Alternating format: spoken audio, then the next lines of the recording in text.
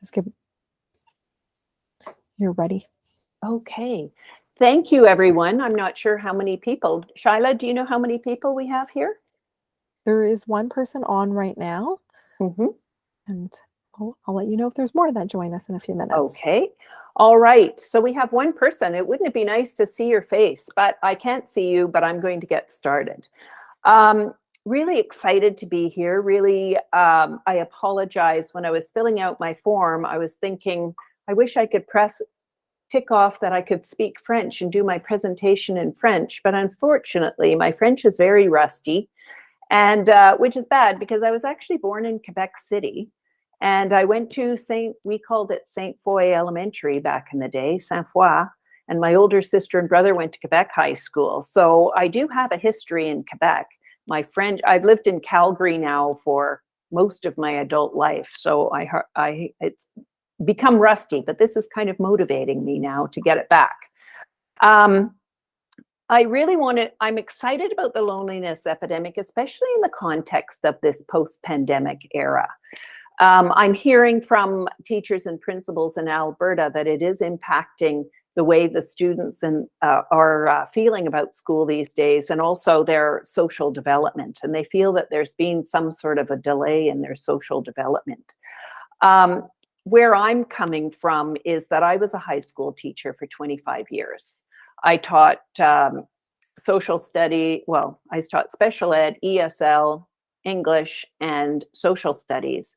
But I was mainly working in the area of special education and including all sorts of different students in the special ed area and ESL, but also a lot of behavioral students. And so that's where I'm coming from with this. I'm fascinated by the human struggle. I'm fascinated by the human struggle. So I was always fascinated by those students who were struggling along in the classroom. And I wanted to know what was that magic key that could unlock their potential and get them to love learning and see their learning as a lifelong goal. So that's where I'm coming from. And I really hope that you enjoy this session. And I will be offering today a very fresh model on the loneliness epidemic. And it's something that I came up with when I was doing my master's degree 20 years ago, actually. And I came up with this idea, and my professor said that I better write a book about it. So I did. And while I was a teacher, I wrote it in my summer holiday. And I'll be positioning the loneliness epidemic in this fresh idea that I came up with, because I love teachers' conventions, but I always liked, when I go to them, I like to hear something fresh, something that other people aren't talking about. So I really want to provide that for you today. Here we go. I think there's only one person in here, but Shyla, I'd like to ask this person, why are you interested in the loneliness epidemic? And if you can put in the chat button, which I can't see, but could you type out for Shyla why you would join the loneliness epidemic? And Shyla, if you can let me know if they're typing. I will, for sure. And you do have a few more audience members. You have about 3 people. Yeah. Okay. Welcome, Maria. So if you just want to, she just joins, maybe you want to repeat that question as well. Okay. I've been studying the loneliness epidemic for a very long time, probably 30 years, but I'm doing way more now because of this post-pandemic era. I'm very curious now how students and their social development in the classroom. So that's where I'm coming from. So the people who have just joined, I really appreciate it. I know it's 5 o'clock your time, and I really appreciate that you're giving up your supper hour to join in on this tonight. It's 3 o'clock for me here in Calgary. My question to you is, what do you find intriguing about the loneliness epidemic? Why did you join this session? If you can type in the chat bar, Shyla's going to read it out. So one of the educators mentioned, my students seem sad more this year than normal. I'm hearing that, yes. Okay, is that all we have? Okay, let's move along. I've titled it The Loneliness Epidemic because this is where we're hearing it in the kind of common media. It's called the loneliness epidemic, and we think, is loneliness a contagious medical condition? Because that's what it sounds like. We've just come through a pandemic, and here this loneliness epidemic term was used prior to the pandemic. So is loneliness contagious? Here are some stats. Loneliness is now considered a new health issue. Some say it's as harmful over time as smoking 15 cigarettes a day. It's also linked to obesity, heart disease, high blood pressure, depression, and suicide. When you think about this, that this is sort of an outcome of loneliness, I'm wondering, isn't it time for schools to start teaching children how to combat loneliness early in life? Because this could have huge impact on their health over time. So I would really hope that even though we have 1, 2, 3 people here, if you can go back to your schools and urge your schools to start looking at this more consciously and see what you can come up with in your schools. There are 3 ways to look at loneliness. You can look at social isolation, when a person doesn't have enough people to interact with. Now, this is commonly used for our senior population because if they're living alone and they can get very lonely if they don't see people on a regular basis. And social isolation is often connected with how many people a person sees in a day. But really, loneliness, these people, it can't be just somebody bringing your groceries, but something more of an intimate nature, somebody who really cares about you. So social isolation tends to be more about seniors, but with the pandemic, our students had social isolation. So we're now looking at the bigger problem is with our children, because now they've experienced social isolation. So how is that impacting my classroom? And I appreciate so much the person who said they're looking more sad. So this is such an important statement. But loneliness as a different concept, feelings of being alone in the world, left out, not valued by others. No one truly cares about me. No emotionally intimate relationships, and no way to get out of that situation. But you know, the thing about loneliness is it's different for everybody. You can be lonely in a marriage. A student could be lonely in a classroom of 35 kids. It doesn't have to be just around people. It's a much deeper concept, and I want to show you how you can unpack loneliness today so that you can have some skills to go back to your classroom on Monday and look differently at this concept and that sad child in your classroom. I'm positioning loneliness in terms of connection and belonging as a teachable skill to circumvent experiences of loneliness and to build healthy communities. And I'm going to be using that connection and belonging all the way through this presentation so that it'll be the golden thread that's woven through everything. What I'm saying is we need as teachers to be teaching the concept of connection and belonging so that students understand loneliness can come and go.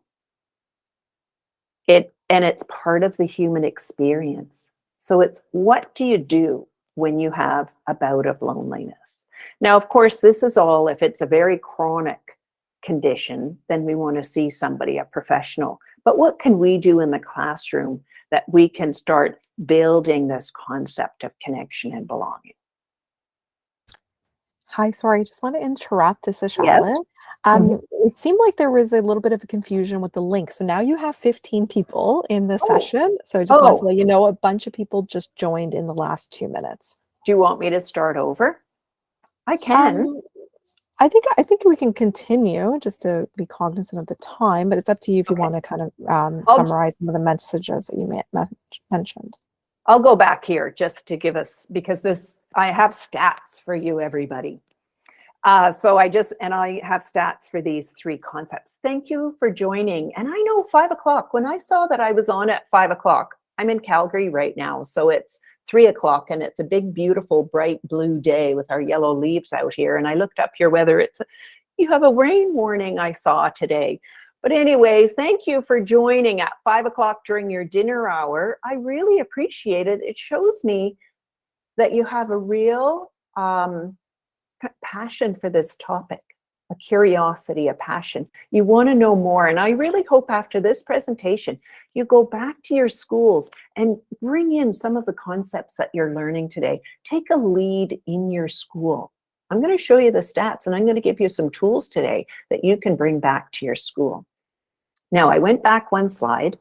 I'm looking at 3 ways to look at loneliness. Social isolation, when a person doesn't have enough people to interact with. And I was saying that this is often used for seniors because they can be living alone and they might not have enough people to interact with.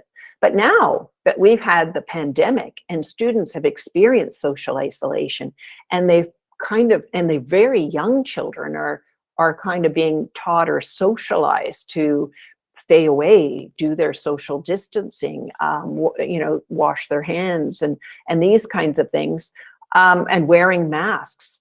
How does that social isolation, how is that impacting? This needs to turn into a longitudinal study.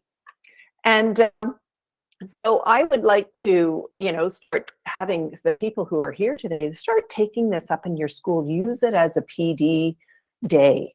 Then we can look at loneliness as it's an experience. It's that feeling of being alone in the world, left out, not valued by others. No one truly cares, no emotionally intimate relationships, and no way to get out of that situation. I was saying, it doesn't have to be about people being around a lot of people, because sometimes you can be alone in a marriage, feel lonely in a marriage, or feel lonely in a classroom, or feel lonely walking down the main street of your city.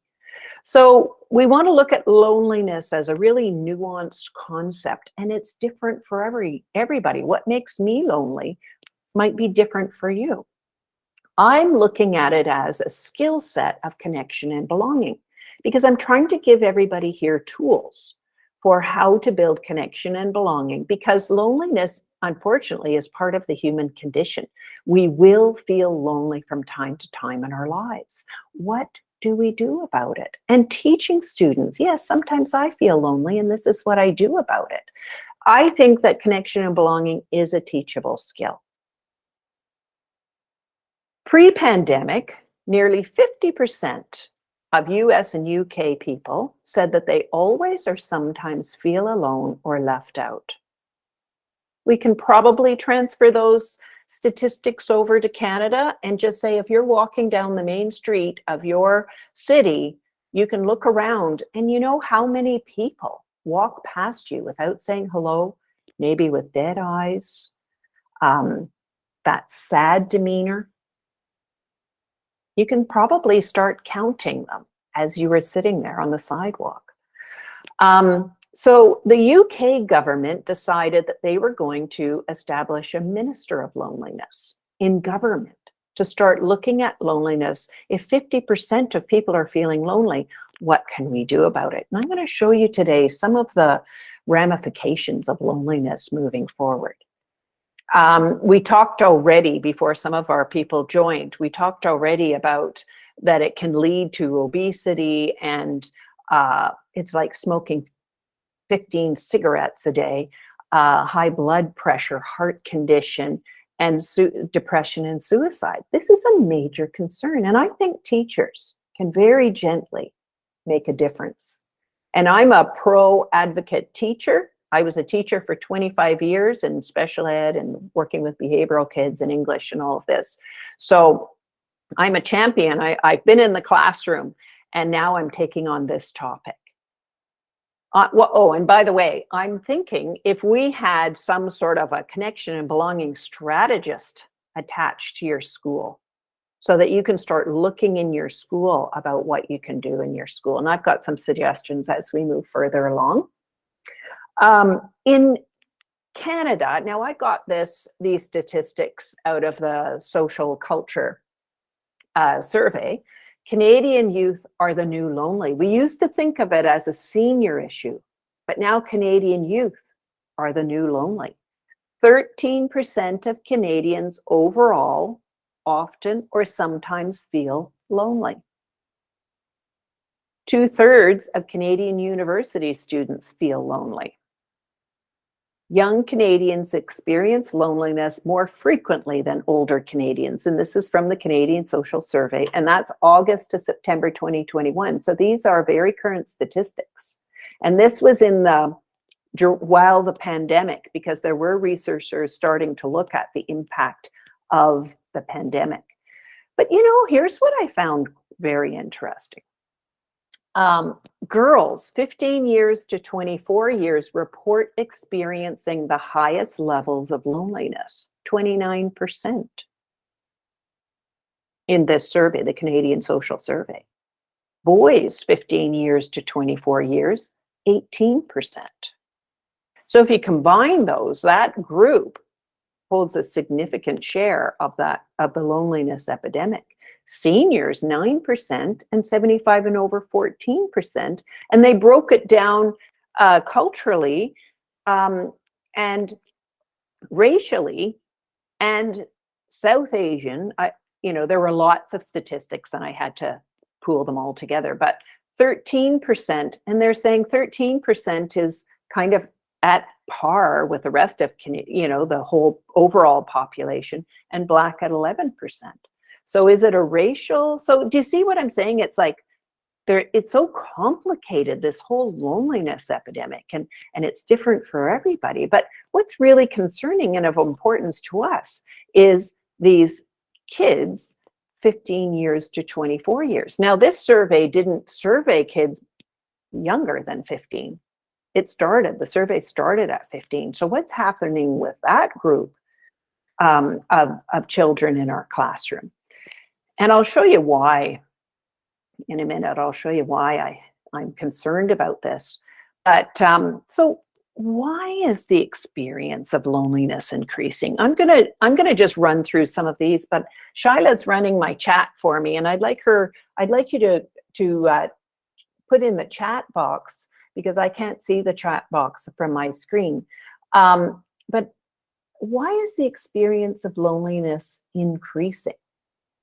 Is it because we have all this technology which should connect us more than ever, and yet we're seeing higher levels of loneliness?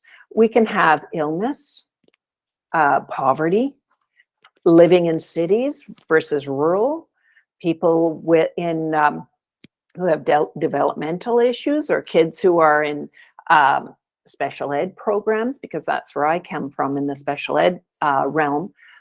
We can have maybe parents who are protecting their children. I'm hearing helicopter parents are sheltering their children from experiencing the fullness of life. There could be illness going on. We have, Indigenous, and how do we create and honor the richness of the people of this country, and not leaving anybody out, and immigration. So it's a huge, huge issue. So can you go into your chat box now and write down, have I missed anything? Why is the experience of loneliness increasing according to you? So one person mentioned social media. Another person also says we are less engaged with each other and addicted to social media and technology.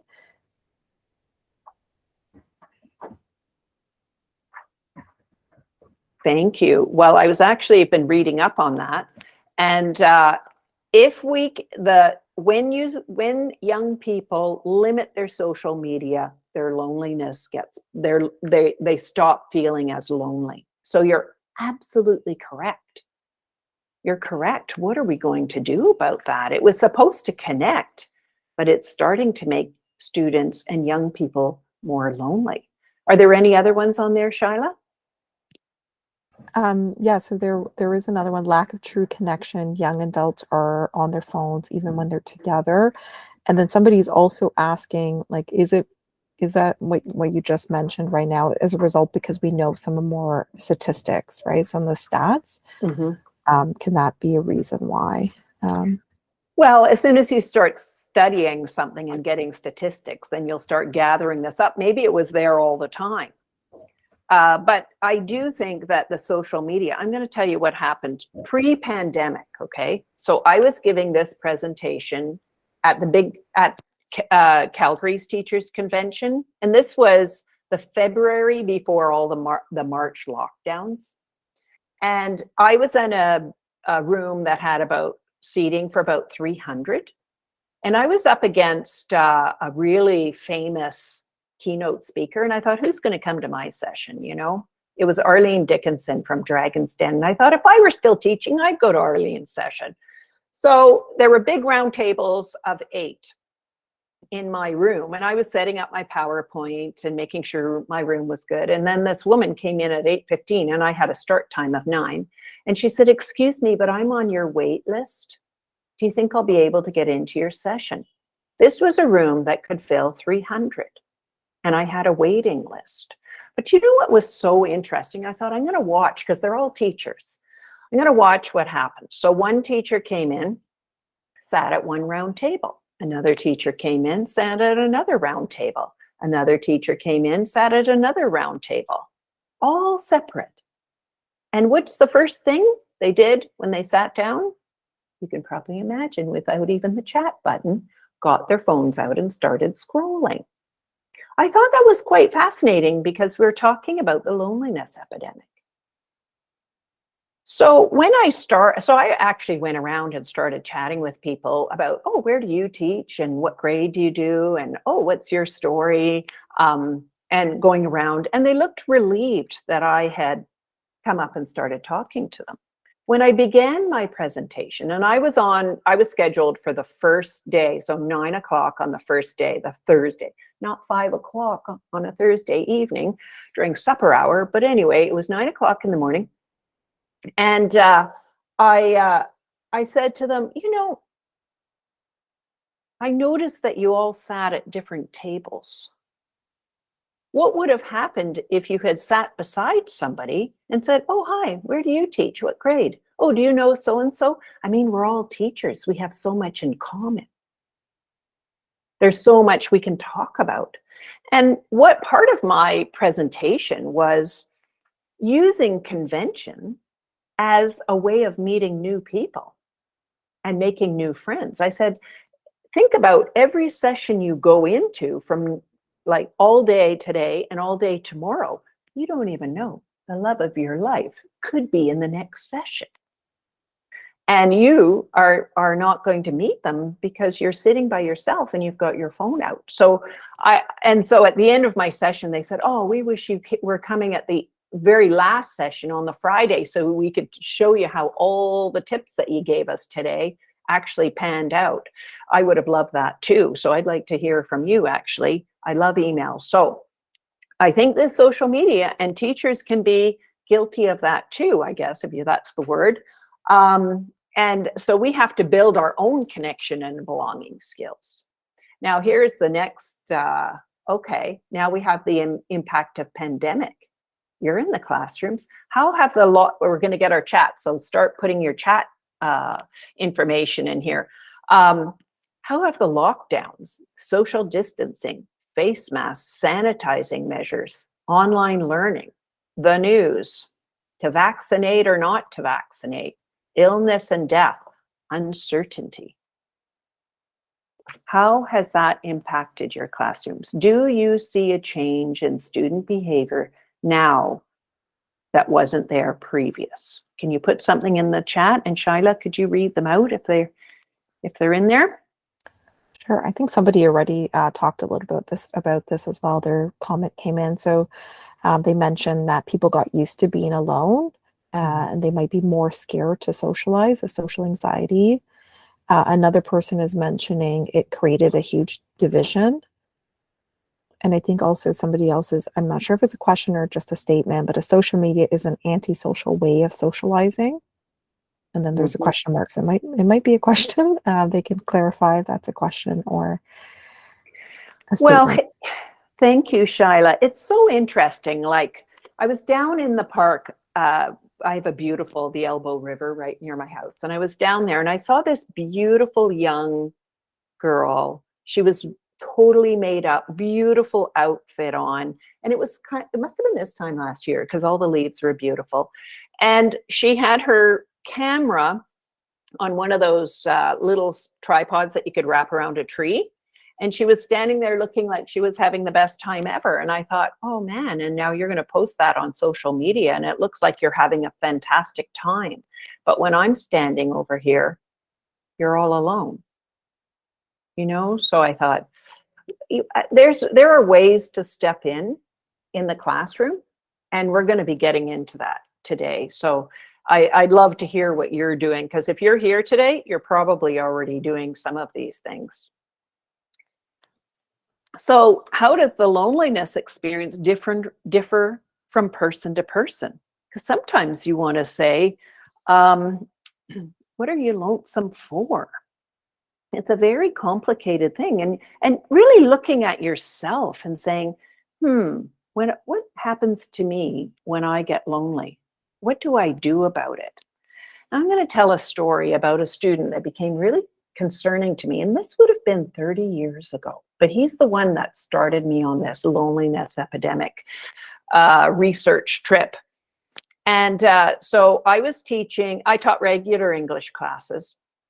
And it was a school where a lot of developmentally challenged students could attend because we had ramps and everything. So I had a boy in my class who was in a wheelchair, and he had limited mobility. Like, he could write on his lap and use the buttons on his wheelchair.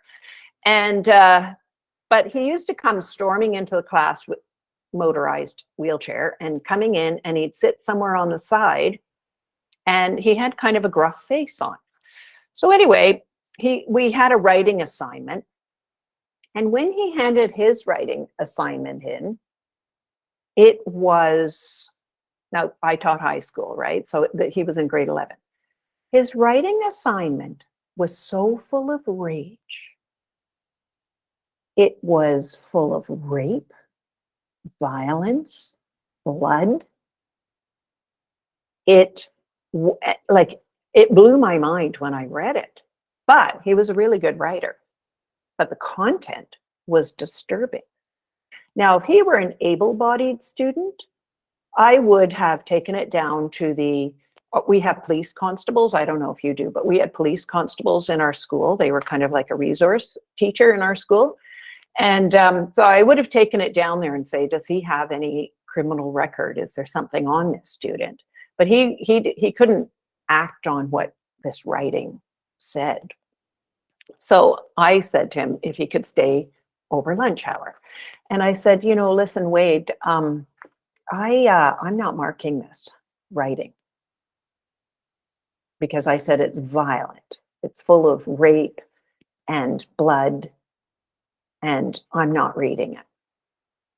And I said, could you tell me what's going on? Like, what's happening? What's going on with you? And he said, I'm so lonely. I am so lonely.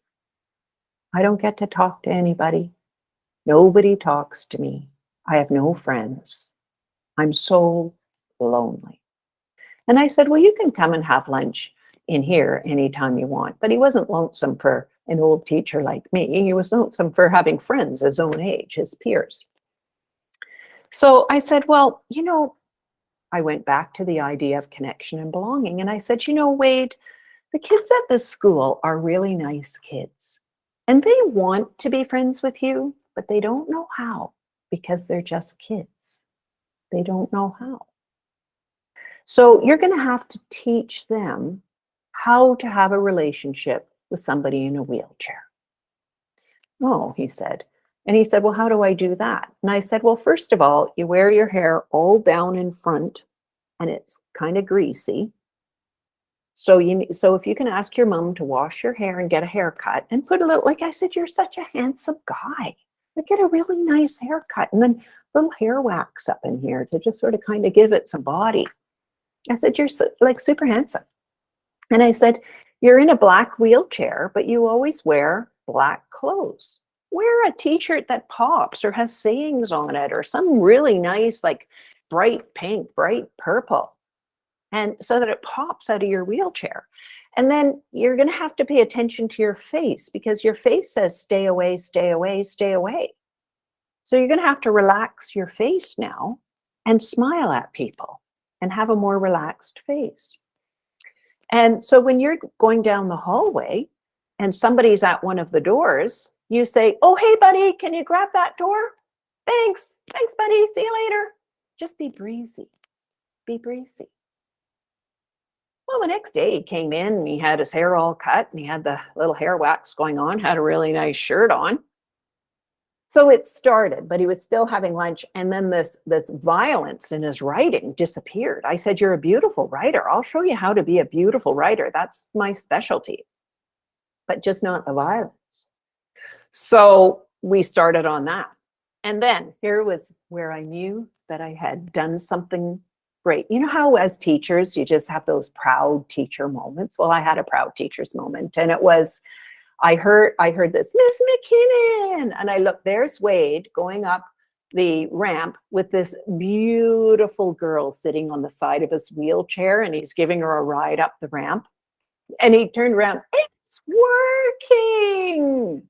So I thought sometimes, you know, you just have to recognize the signs of these lonely kids. And I dealt with, that's my kind of way, but find your own way to interact with lonely kids. It's different from everybody. Wade's loneliness is going to be different than the child sitting on the stairwell. But sometimes they just don't know how to engage with others. And that's where we come in. As teachers, we can teach them how. We're in the perfect situation. And with a post-pandemic, are you noticing an uptick in student social skills related to connection and belonging? Remember, I'm saying I'm replacing loneliness epidemic with the skill set of connection and belonging. Is there an uptick of them having connection and belonging skills delayed? And how is this manifesting in your classroom? So we're now looking at social media, but what are you seeing in your classroom? Into the chat box for Shyla. How does it show up in your classroom, in your hallway? Are you seeing anything, Shyla? There was a comment that made that was a little bit earlier in response to some of the conversation that you're mentioning. So one was that students seem a little bit more hesitant and closed in to participate, and they're way more comfortable with the social media engagement. And I get the sense that there's a division, like there's a divide between the two as well. Like maybe some students are a little bit more social than others.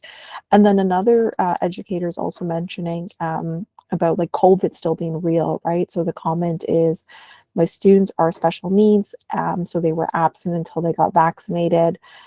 For the educator themselves, they didn't go in person to the conference because COVID is still in the air. And this educator is mentioning, I guess I'm still antisocial because I love being away from people, laugh out loud. I still like, I like staying cozy in my bed, playing on my phone, laugh out loud. As I was reading actually this response, I was just thinking about my own situation and how I also sometimes feel that the extra going into the office now and socializing again is a lot of extra work and energy. And I also do like sometimes just being, we were working from home during the pandemic, and now we're returned, you know, and the 5 days working in the office is a lot. And sometimes I also just like to come home and sit on my phone and scroll and just like, it just kind of seems like a mindless moment for me. So I kind of connected in that coming into the pajamas, sitting in my bed, like kind of just imagining what that might look like, and just feeling that the social aspect now is is a lot of energy for me and a lot of work. So I'm not sure if that person's feeling the same way, but I just kind of connected in that sense as well, just wanting to be a little bit away from people because we're not used to it, right? After so many years of not being. Exactly. And there are some people who their loneliness is going away because they get to see their friends. Like I live right over there is the back of one of Calgary's biggest high schools, and I face onto their playing fields. Oh my goodness, the boys out there playing football, they're loving it. You know, they're back to their sports and everything. I am like many of you too. I love my own company. So that's the other thing that the research is saying. Loneliness isn't just about getting people surrounded by other people. Like, let's not make it as if you only have one friend, that is as if there's something wrong with you. No, there are a lot of people who like their own company and love their own home and love to be snug up in their house. And there's nothing wrong with that. So in looking at the loneliness epidemic and dealing with it in the classroom, we have to keep that reality as well, right? That it's not just because you have a ton of friends and lots of Valentine's cards and all these things, right? No, no, no. Really, if you have, I'm going to show you a model that breaks it down. I think you're going to really like it. So, but yeah, just think about the loneliness. It's different for everybody. And just somebody else might think you look lonely and you're going, no, I'm loving this. So thank you, Shyla, for sharing that. But here's the thing. This is what the research, and I've been doing a lot of reading refereed studies now, and it says the relationship between problematic internet use, social anxiety, distorted thinking, and loneliness. So what we're finding is the people who experience they like to be alone or they feel loneliness, they tend to be on the internet scrolling a lot. So I'm going to say one word about myself, guilty. So when I see myself wanting to, Instagram, come on. So when I see myself like scrolling, I also love YouTube, but scrolling, and then you watch the time go by. Think about how much time of your own life you're missing out on. You're watching other people have supposed fun, and you're missing out on your own life. So this is problematic internet use. But hey, think about this, everyone. And if you want to put something in the chat about this, think about this connection. Problematic internet use, and that the females 15 to 24, 29%, don't forget, in Canada, that's a Canadian statistic. If it's that has the highest loneliness, we've got problematic internet use. And now what are we seeing? Sexual predators on the internet looking for lonely people, and they're finding them. Don't you think that's a problem? If anybody wants to put anything in the chat, Shyla, just interrupt and see what people think about that. So I'm concerned about that.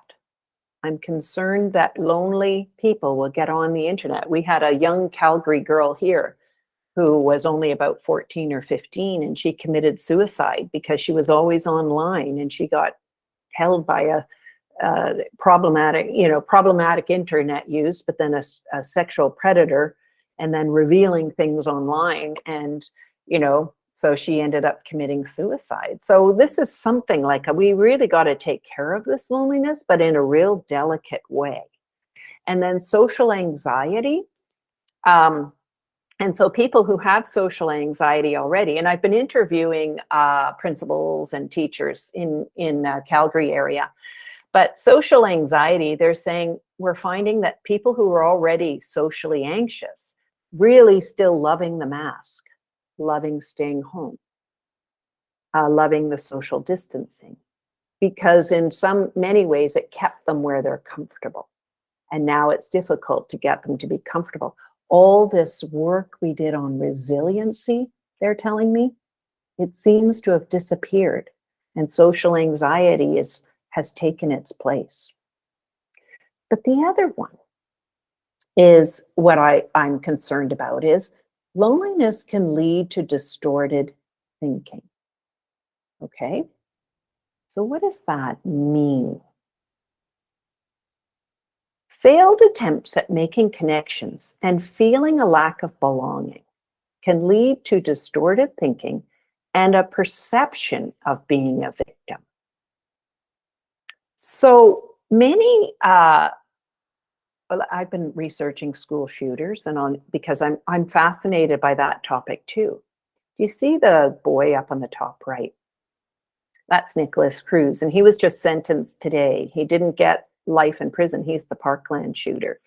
And so I watched clips of his trial, and the prosecutors were saying he was searching guns, he was searching how to do a school shooting. And then the defense came in and said, what was the other, what was the other theme he was searching that was about the same, at the same rate as the guns? And the expert said, loneliness. He was also searching, what do you do when you're so lonely? So that is a very extreme end of things. And the boy there on the left, same thing, lonely. So just thinking about, I'm going to show you a little bit about distorted thinking. What is it?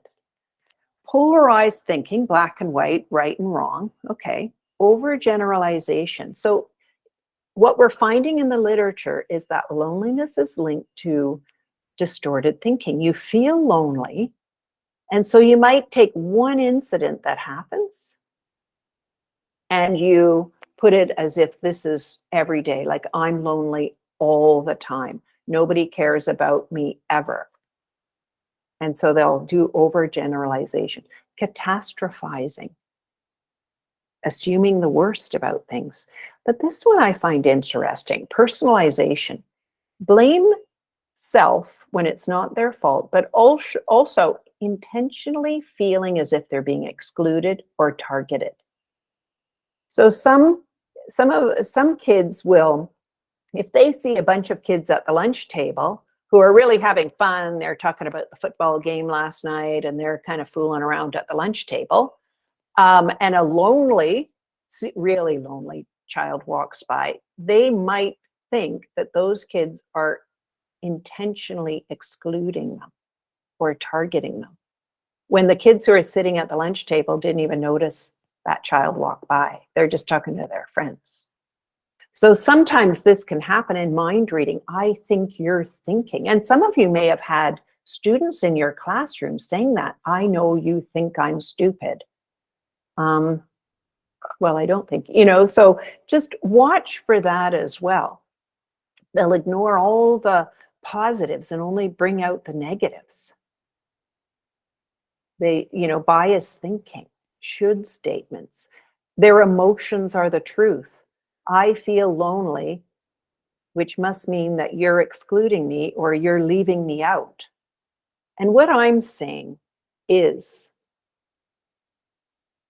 to build up connection and belonging skills. How do you make friends? How do you take somebody like Wade in a wheelchair and get him to have friends?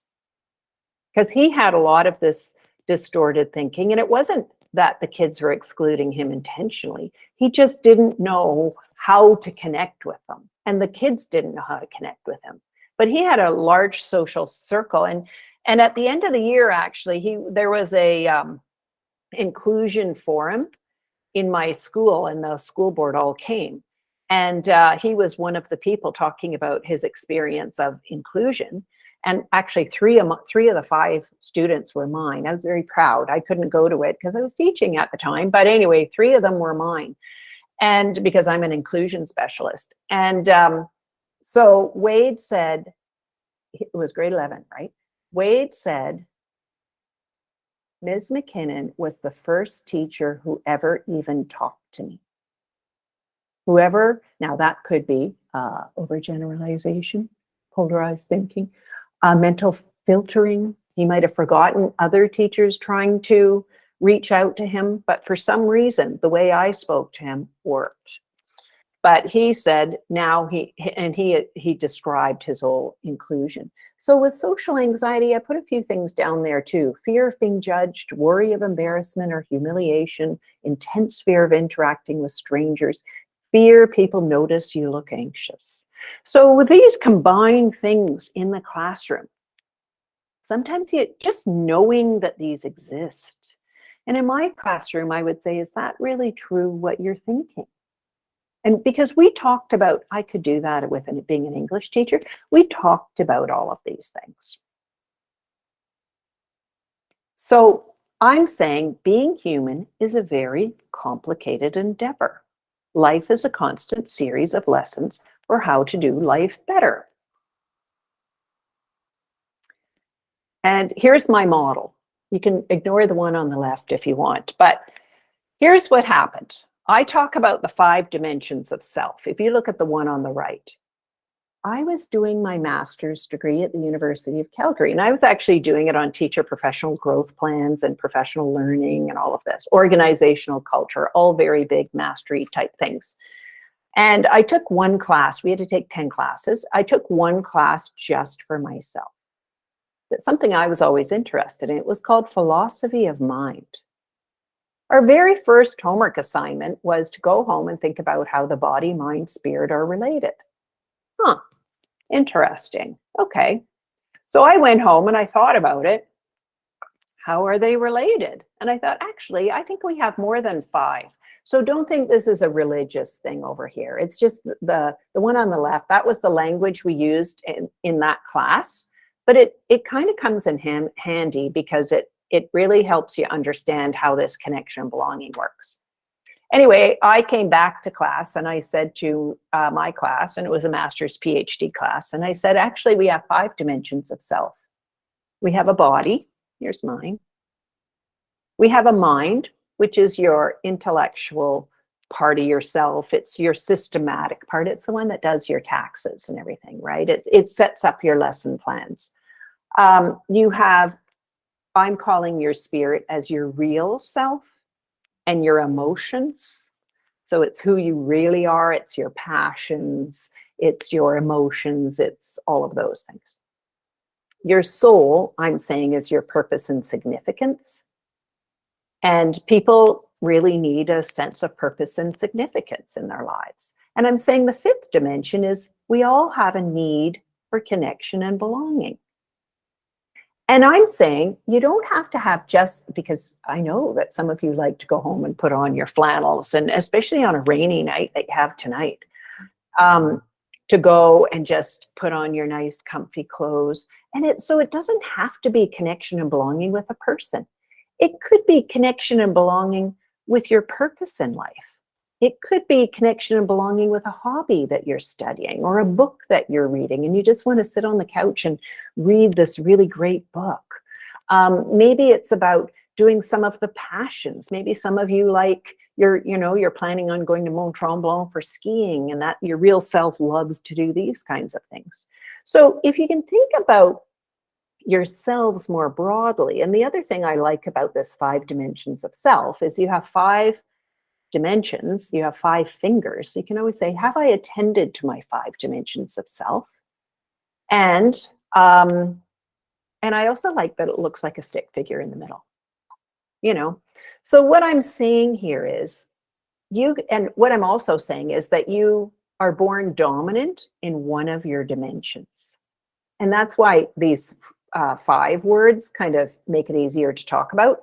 If you're a body dominant person, you love the sports and you love the hair and the makeup and nails and fashion, and you have typically lots of friends because you love that, and you're in those sports like basketball and football. If you're mind dominant, you love the intellectual, the systems, the logical, the rational, the math, the science.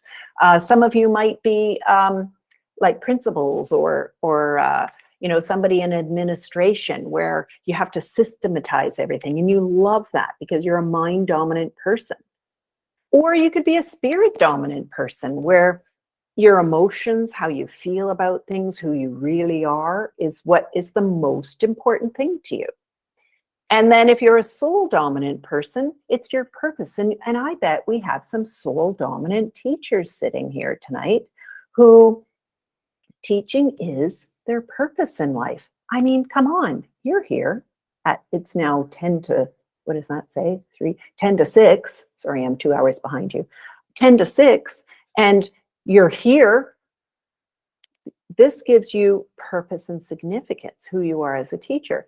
But some people are connection and belonging, oneness dominant, and you're really, really good at building teams and togetherness. So what I'm saying about the loneliness epidemic, because I've been interviewing teachers and principals, I had one principal say to me, oh, the lonely children, if only we could get them on the volleyball team or the basketball team. And I'm going, not everybody's a body dominant person. Maybe they want to be in something more along their purpose. So do you see what I'm saying? It gives us a really nice way of looking at where are we? And here's, okay, during pandemic, I was just like you, loved my house, loved my little place that I have here. And I realized, you know what, Margot? Your connection and belonging skills have slipped. You're now not reaching out to people. You're not phoning them. You're not emailing them. And so when I notice that my connection and belonging, part of myself is slipping, I go and do something about it. So it gives you kind of a nice way of dealing with this.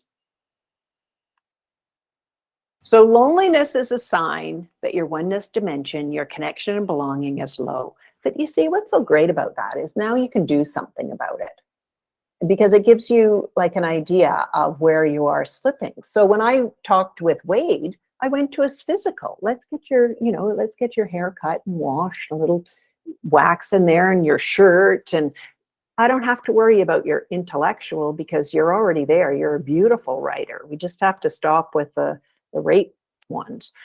Now let's go and look, are you your real self? Well, he felt nobody knew who he really was. And I said, well, let's get people to understand who you really are.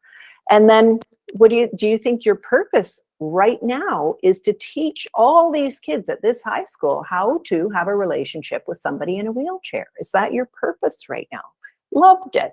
I'm going to show you how to build connection and belonging skills. Now, anytime you're chatting and Shyla sees it, feel free to interrupt if this makes sense to you. There was a comment that came through relating to this, and they said that in their opinion, they think a lack of spirit today is the cause of loss of a sense of purpose and many of the issues for many students. Sometimes faith, belief, connections can help to foster good things in students. I totally agree with the 5 dimensions. Everything is connected. Yes, it's a very holistic model. And whoever said it's the spirit part, like, think about it. Is our mind dominant? I say schools are too mind dominant because we know there are some people and some administrators and some curricular development who think we're teaching curriculum. And then there are other people, probably like us, who are teaching children. And so we're more over there on the green, the purpose, like the real self, the spirit part, the soul, oneness. I'm always worried about using those terms because I don't want people to think I'm, foisting religion on you. But I actually went away and I did my PhD in Oxford at 50. So, I went off at 50 to go and get my PhD. And I did, if we were going to bring spirituality into public education in Canada, what would our model look like?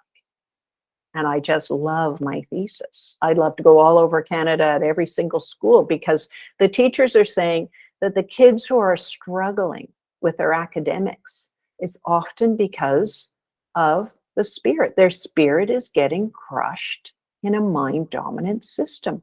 Their soul is getting crushed. Even their sense of connection and belonging is getting crushed. And some of them are getting forced into a gym class. I remember having this boy, he was packing up so slowly and he really looked like a spirit dominant child, which I do presentations on also, but I'm not going to go too much into that. He's a spirit dominant, much more ethereal, under the hoodie, baggy clothes. And I said, what class do you have next? gym. Oh, what subject are you doing? Rugby. And I thought, oh, I can't imagine that boy in rugby. So it's just how I would love to be able to start talking more openly about we're crushing kids' spirit and soul. It can be a soul destroying experience. Let's stop it. Let's develop all dimensions in a holistic model. So actually, I wrote a book on that. That's my book right here. I don't know if you can see it because I can't see myself, but this is the book I wrote. This is the first one I wrote, The Exquisiteness of Being Human. That's what these articles are about up here in the newspaper, if you can see them. But this went all over, those newspaper articles went all over Canada and around the world. And I got so many beautiful emails about schools crushing student spirit. And I think it's time to stop. Okay, so let's keep going here. So I take the extreme because I worked with extreme behavioral kids. And I've always been fascinated about school shooters. So I looked up this article, and it's about the existential concerns of school shooters. Why are they doing it? Because quite often, like, remember, I had Wade, but I knew he couldn't act on it. What about the kids who can? So they have it. The number one thing they write about, draw about, social media about, YouTube about, is they feel isolated. They feel lonely, rejected, and treated like outcasts. Now, here's the thing. I feel rejected. Are people rejecting them, or do you have distorted thinking? Do you not have connection and belonging skills? Should we teach that? Are people making you an outcast, or are you doing that yourself? And we need to have these conversations. These kids are suffering, sitting there suffering, because nobody's coming in and helping them with feeling, how do you make friends? If we have teachers that walk into a room of 300 where they are all teachers and they all go and sit over here and sit over here and sit over here, think about kids who are young. They don't know always how to make friends, especially if they have kind of a loner tendency, which we can all appreciate, right? If they have a loner tendency. So we've got to keep our lookout. So they talk about all feel that they are being treated as outcasts by others, students, teachers, and society. So he said, Dylan was one of the Columbine. He writes about others having fun and falling in love, and regrets that he has none of this because I do not fit in. So this, so it's their spirit. They don't feel like they fit in. I bet he's a spirit dominant. If you read my book, you'll find out what a spirit dominant person is. So he wouldn't feel that he fit in. Their identity is the second big concern. And meaning, purpose, and significance. So it was they only had 6 cases. So 5 cases were talked about. One could argue that death, identity, isolation, and freedom are all related to meaning, but they were really looking at the meaning and purpose of their lives. And because I work with behavioral students, I find that's one of the key ones, is this sense of meaning and purpose. All people, to varying degrees, have this desire to feel meaningful and to feel that they belong and that there's something significant. They're here for a reason. Can't we open that up in the classroom and get kids to say, yes, you are a meaningful person? But they're also talking about freedom, and they just feel that, and they feel school and society is like a soul-crushing experience for them. That, people are restricting their freedom. They're saying human nature is smothered out by society, job, and work and school. Instincts are deleted by laws. And, sometimes if you get a mind-dominant teacher who's very rigid and sticks to the rules and sticks to the curriculum, and you have a child sitting in there who's already lonely, but in their loneliness, they've built up that observational skill, and just say, why should I listen to you? So anyway, these are extreme cases, okay? But it's there. It's important for me because I worked with behavioral kids. I worked with kids that would arrive with bandages up to here where they were throwing computers out the window and they'd have blood still coming out of these bandages. Do you think And that would be, can you take this boy? Because if you don't, he's going to get kicked out of the entire system. So I had some real severe, challenging ones. And using my 5 dimensions and using a compassionate and just saying, who are you really? Who are you really? What is the life you want to live? What kind of purpose do you want to achieve in your life? My number one job as your teacher is to help you create the life you want. Isn't it? So having these conversations, this was the Uvalde one that was recent. So I just thought this was really interesting. A year before the Uvalde school massacre, the gunman had already earned the nickname school shooter, a running joke and here he was on online gaming. He started wearing all black and making over-the-top threats, especially toward women who he terrorized with graphic descriptions of violence and rape, just like my Wade.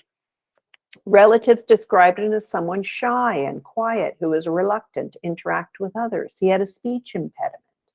Then something changed. He started falling behind in school, but never received special education services, despite being identified as at risk. So obviously, I'm not saying that all kids who are lonely, but we need to, are going to end up like this, but we need to watch out for what they're writing about. We need to get in there. And if you see them, that was always my big thing, was when they started wearing all black, then I knew I had to do something as a behavioral specialist. And when the light goes out of their eyes, and in a real kind, compassionate, spirit-dominant way, I would make connection and find a way to make them feel that they belong. We had tremendous success just doing that. So asking, so why are you lonesome? What are you lonesome for? Is loneliness chronic or fleeting? What can you do right now to combat loneliness? Just having these kinds of conversations with kids, and some of you might be elementary school. I had 3 kids myself, so I never taught elementary school, but I did have kids. And they grew up in the 5 dimensions model. So we always made sure each dimension, and they're still using it. They're in their 30s now. What I'm saying is just sit down and so how are you doing? How are you doing today? You know, and just let them open up to you. There's no one size fits all. We just need to learn what's our style with connecting with these kids. And I bet all of you, I wish I could meet you in person, because I bet all of you have wonderful styles because you're here. So watch this. I got this out of the Institut National de Santé Publique du Québec. There's my French. And this is preventing loneliness in young adults in the context of a pandemic. So I'm saying, let's reframe the narrative. What they wrote was, young adults suffering from loneliness have a greater propensity to adopt behaviors that are detrimental to their health and are less inclined to adopt effective adaptation strategies to cope with difficult situations. Hey, what if we did a more empowering statement and we changed that around to this? Young adults with low levels of connection and belonging skills have a greater propensity, blah, blah, blah. Change it around. Instead of suffering from loneliness as if you can never get out of it. Oh no, it's a skill set. I'm going to show you the skill set, just like I did with Wade, and it worked. Like when I have conversation with kids, it works like in 24 hours. But find your own way in, everybody. And so one of the things I always talked about with my students was that you're growing. There's a grander and grander version of you waiting in your future for you. You just need to grow the skill set. Grow the skill set. So when I talked to Wade, you know, and I said, well, let's grow your body skill set. Okay, the hair, the clothing. Let's start, how can we get you friends? And it's just incrementally grow, because you've got massive amounts of friends out there. We're just going to grow your skill set. Hey, when I was talking to the teachers who all sat at those separate tables, I said to them, you know, walking into a room full of strangers and making connection is a lifetime skill. Get better and better at it. So when I had my students arrive on the first day of school, some are shy. We assume that all kids know how to walk into a room full of strangers, find a seat, and sit down. Simple. Well, it's not that simple. How many of you love going to a party that you don't know anybody there? And we're our age. What about kids who have no experience with that? So I would say, hey, do you want to know how to get your teacher to like you right from day one? They'd say, well, what do I do? Walk into the room, smile, say, good morning. Do you have a seating plan, or can we sit wherever we like? Then you go and sit down, you turn to whoever's sitting there. Oh, hey, how was your summer? How was your Thanksgiving weekend? How was your whatever? And we used to get these conversation starters. We'd talk about these things and they'd practice. I said, okay, walk into the room. Let's see. Okay, go back out and try again. Go back out and try again. And we practiced all of these things. Now, Shyla, if you see anything in there that I need to know about in the chat, let me know. So if we look at some intentional strategies, I'm looking at it from 3 levels: school level, your classroom level, and your own individual level. Start thinking, that was interesting, that loneliness epidemic and the idea of connection and belonging. What can we do as a school to improve the skill set of connection and belonging? Now, my teachers and administrators in Alberta are saying, we do not want any top-down mandates. We want to do bottom-up. We want the teachers who know how to do this effectively to start working. So if you know how to do this and you're sitting here today, why don't you take this on as one of your own personal professional development goals and start teaching your staff, have these conversations. So start building this up. Choose connection and belonging as your theme for 2022-23, something you're going to explore, becoming a subject matter. Now that you've been to my session, I bet you're going to hear more about it because I've sort of alerted you to what you're looking at. Create, I like this word, bespoke, but anyway, unique professional development on the loneliness epidemic. Every school is different. So I was researching the gifted charter school here in Calgary, and they said, well, we have kids who are gifted, and they could be in an IB program in a regular public school, but they come to our school because they have connection and belonging issues. So they have a massive issue with connection and belonging, and here they are, the gifted kids. So different schools, different ways in, different grades, different neighborhoods, different everything. But go and find what's going to work for you. Learn from teachers who are masters at it.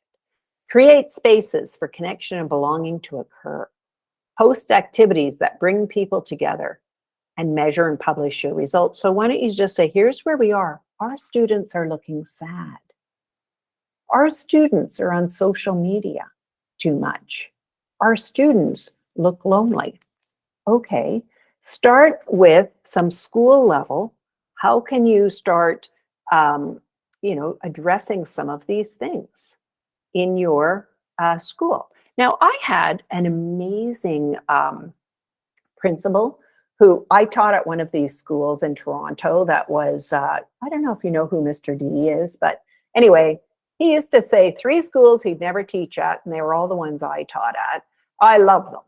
Like the more challenging, the more difficult, the more I felt I was on my sole purpose. So this principal got this very challenging school, and he thought, how am I going to draw teachers to this school? Well, what did he do? He opened a daycare for us so we could bring our kids. He said, I have mainly female teachers, so why don't I get a daycare, and that'll take care of something on their bucket list of worries. Their kids, and my son went there when he was just a baby. He used to have staff breakfasts on payday Friday, and each department would bring like muffins or whatever. We got a birthday cake on our birthdays. He'd make a big deal out of our birthdays. So he really put a lot of effort into how can I make my teachers feel that they belong, they're connected, and I care about them. He spent a lot of time on that.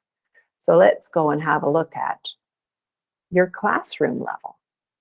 Choose loneliness as your PD theme and start reading about it. Just go on Google Scholar and start pulling up some more articles. Deliberately infuse connection and belonging, the impact of pandemic into lessons, but not just connection and belonging as, having lots of people around you, because we know that's not true. Loneliness is so much more than that. So talking to students about their identity, who are you really? That was the question that worked with my behavioral students the most. When they misbehaved, and if I dug back into their file and their history, loneliness was the root cause. Okay. So I would say, did your real self do that? Or your fake self? My fake self. Well, let's bring you back into alignment with who you really are. And if it were a boy, what kind of man do you want to be? Remember, grander and grander versions of yourself. Tell me the man you want to be. Tell me the life you want to live. Okay, let's stay focused on bringing you to that place.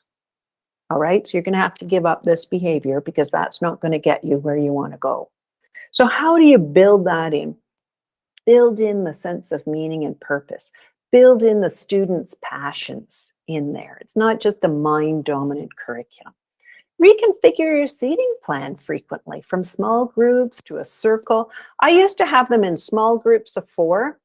But when we wanted to talk about something serious, so if I said, let's pull our chairs together in a circle. And I know some kids are still afraid to be in the classroom today, but let's pull our chairs into a circle, a big circle, and we push all the desks back.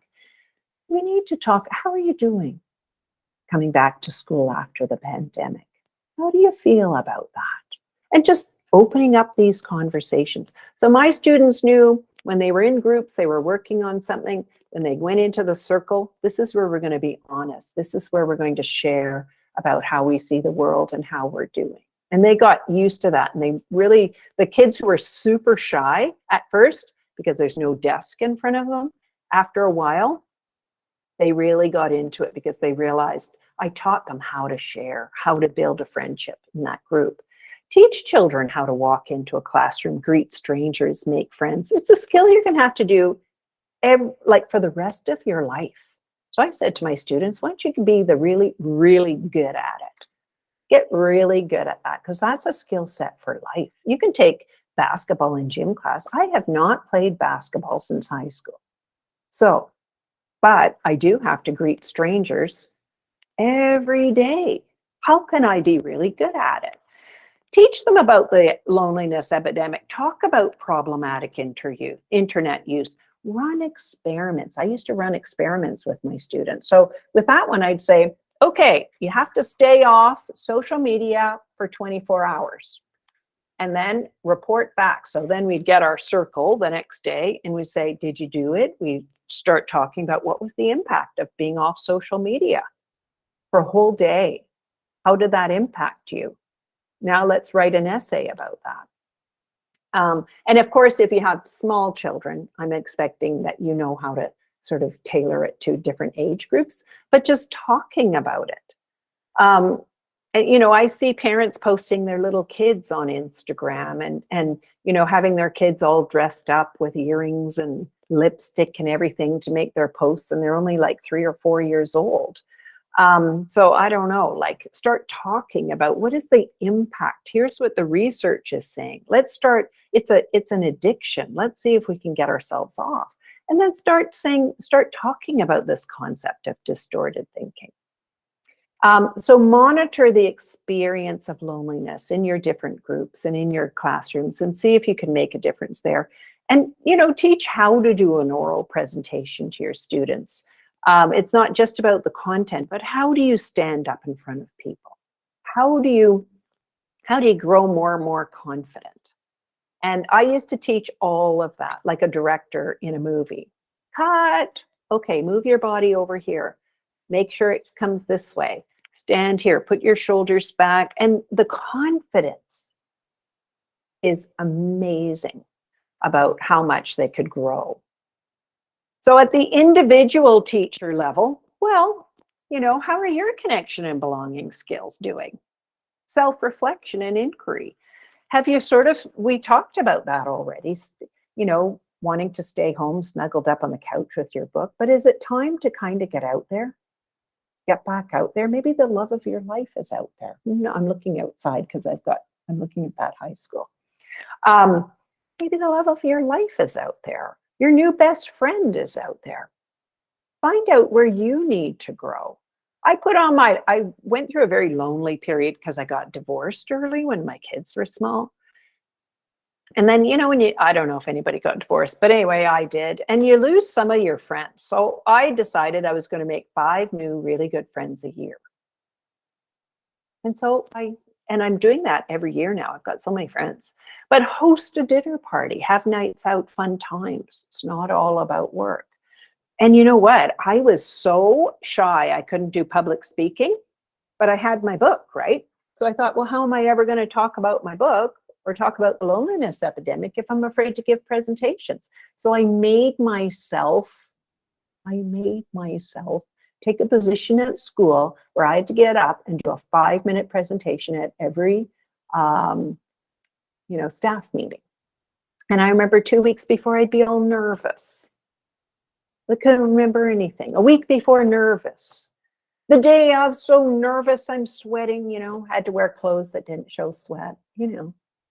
And then I remember one time I got up, I gave my presentation, I sat down, and I thought, I forgot to get nervous. So some of it is like a learned thing. So if there's something about you and you're saying, I want to go to my next level, but I'm not going to be able to go to my next level if I'm still keeping my connection and belonging at a low level. Okay, so think about maybe you want to join a sports team or you want to start writing. And I remember I gave this presentation. It was actually on invisible students, you know, the ones under the hoodies, and they kind of go around like ghosts. And I gave this presentation. I made a short film, and I was on a stage in Edmonton, and I was their keynote speaker, and I had a big screen. I was debuting my film, had my little wireless mic pack on, and I thought, do you know what? I feel most at home. I feel most myself when I'm presenting, which is phenomenal because I used to be too shy to present. So I grew. So I picked areas for myself as an individual person. Where do I want to grow in this area? So reconfigure your home for more connection and belonging. And I sold this book to a very famous museum designer, and he was from England, and he did some of the biggest museums, like the Ashmolean. Is anybody's ever been to Oxford? There's the Ashmolean Museum, huge art gallery. And so he took my book, and then he wrote me an email about 3 months later, and he said, I'd like to order 6 books for my staff, please, because I realized with your, I don't even know if you can see it because I can't see myself, but imagine the 5 dimensions. He said, I realize now, I look at the body part of the museum, the intellectual part, the spirit of the collection, everything has to be on purpose. And he said, my favorite part is, how do I create oneness as a design element in space, like for a museum? And so he put that up here, and he said, this has reconfigured my whole design sense for how to design a museum, this concept of oneness. So think about your classroom and your own life and your own home. How are you building in that sense of connection? And when people walk into your home, they go, oh, I just feel, you know, so at home in your space. I feel so at home with you. So think about how you can do that in your own.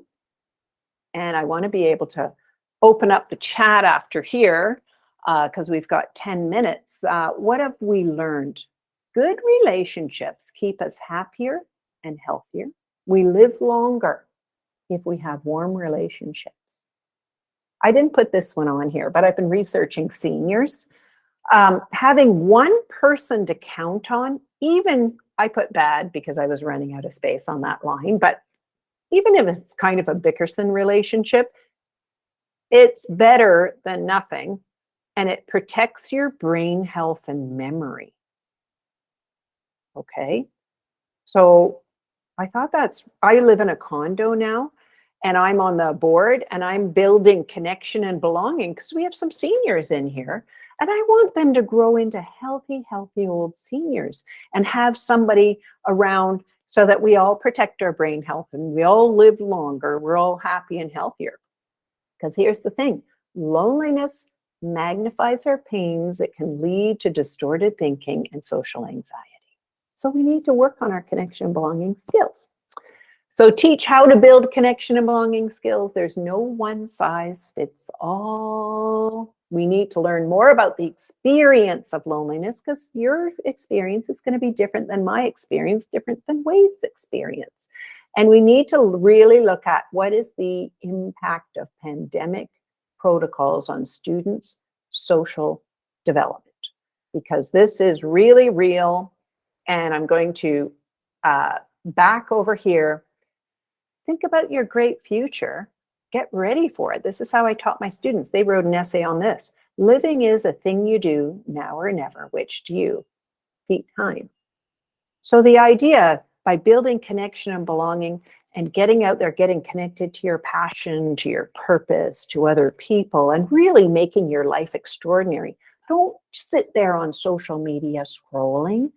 I'm trying to cut back on YouTube. I'm going to admit it. I'm trying. So just stop spending time over there and start focusing on your own life and what you want to do with your own life and with your students, and become that example, that mentor to your students about how you're continuously growing and you're excited about your own future. That's how I was with my students, and they all got into it. So we're going to do questions and insights, but before we do that, here, I'm doing my circumventing burnout tomorrow, everybody. Look, I tried my French. Merci. But let's continue this conversation. Tomorrow morning, 10:30 to 11:45, I'm doing Stop, Stabilize, Surpass, Circumventing Burnout. There, if you want to take a picture of my contact details and you want to send me an email because you want to think about this and send me an email, there's my website as well. Just take a picture so you have my contact details. And then I hope you've done that, and then go back over here, questions and insights. Can you go into the chat and just let me know, and maybe should I stop sharing? Would that help get my face up here and everybody else's, Shyla? Yep, you can stop sharing at this time. I popped your website into the chat as well. Okay. And there was one question, I think most of it was addressed, but one person had asked a bit earlier now, but they just, how do you know when it's problematic with all the scrolling when you're like, and you enjoy the social media and you're enjoying it, you like scrolling, but how do you know when it's like, how do you know to divide the line, right? When it's problematic or when it's just simple enjoyment? Well, it depends on what sites you're going on. And it also depends on how long you're staying on there, because really, how about making your own life? Like I don't have a television anymore. I got rid of my television. You know why? Because I want to live my own life. I don't want to watch other people get to their own passion and purpose in life. I want to follow my own. And I've lived that way in front of my students and in front of my kids, my own children. And guess what? They don't have televisions. They're not on social media. So you really want to, you might say to yourself, I get 30 minutes a day. I get 15 minutes here and 15 minutes there. But you know, it's an addiction. Wait till you come to my Circumvent Burnout tomorrow. When you see that, because it can be a stress behavior, right? Because you're stepping away from your own life and you're just going into this sort of alternate reality. And the thing about what they say about problematic internet use, watch this to answer this question, is if the problem is how much time you're spending on there, but also if you're more comfortable creating this persona, whether it's an avatar or you have a different behavior on the internet. So if you're creating a new identity, remember, identity is important in my 5 dimensions model. So if you're creating a new identity and you're shying away from face to face with real people, with real like flesh and blood, that's problematic. Take that identity that you love online and live it out here. Unless it's, you know, risque and you'll get in trouble for it. You know, so I'd say the time you're spending on there is time away from your own life. Hope that answers it. Anything Thank else? you so much. There is no questions. I am going to stop the recording. Okay. And maybe if